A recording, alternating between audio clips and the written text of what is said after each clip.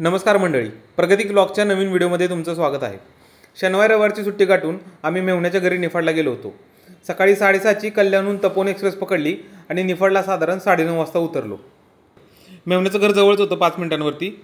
घरी गेलो, नाश्ता पाणी वगैरे केलं आणि आम्ही गेलो तिथं प्रसिद्ध असणाऱ्या नांदुर्डीच्या गणपतीला, म्हणजेच श्री वरद विनायकाच्या दर्शनाला।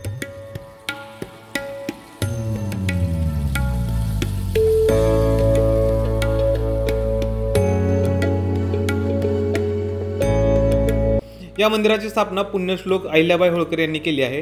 हे मंदिर सुमारे 200 वर्षापूर्वीचं आहे। इथे शमीच्या झाडाखाली गणेशाची मूर्ती सापडली होती आणि आता तिथे मोठं मंदिर बांधलं गेलं आहे। आम्ही गेलो तर तिथे नवविवाहित जोडप्याची पूजा चालू होती। मंदिराच्या आजूबाजूचा परिसर एकदम निसर्गरम्य आहे। जवळच्या परिसरामध्ये नवसाला पावणारा गणपती म्हणून या गणपतीची प्रसिद्धी आहे। इथे यात्रा साधारण गणपती बसतात त्याच वेळेला 10 दिवस भरते।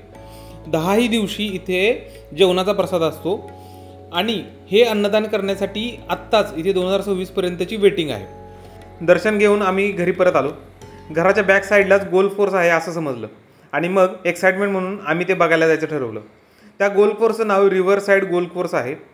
त्याची स्वतःची एक वेबसाईट पण आहे, ती आम्ही खाली आमच्या डिस्क्रिप्शनमध्ये दिलेली आहे। तिथे जाऊन तुम्ही अधिक माहिती मिळवू शकता। आता गोल्फ कोर्सवरती फिरत असतानाच आम्हाला तिथं काही मुलं खेळताना दिसली। त्यातील काही मुलं खूपच चांगलं गोल्फ खेळत होती। मग आम्ही त्यांच्याशी जाऊन बोलण्याचा प्रयत्न केला।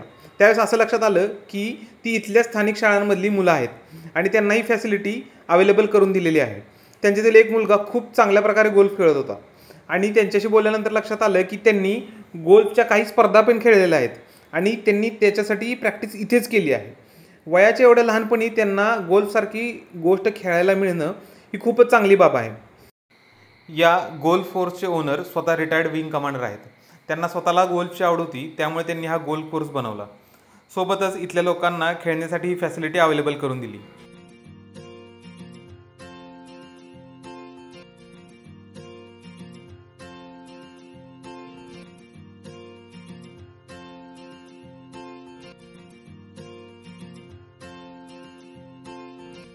त्या मुलांसोबतच आम्ही पण गोल्फ खेळण्याचा ट्राय केला, पण आम्हाला काही ते जमलं नाही। पण एक वेगळाच अनुभव आम्हाला त्यातून मिळाला।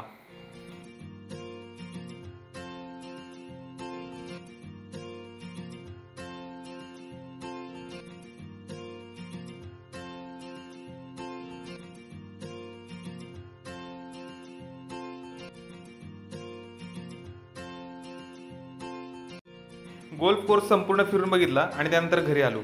घरी आल्यानंतर आमची ट्रेन 5:30ला होती। तीच सकाळी ज्या ट्रेनने आलो तीच तपोवन एक्सप्रेस पकडून आम्ही कल्याणला उतरलो आणि घरी परत आलो।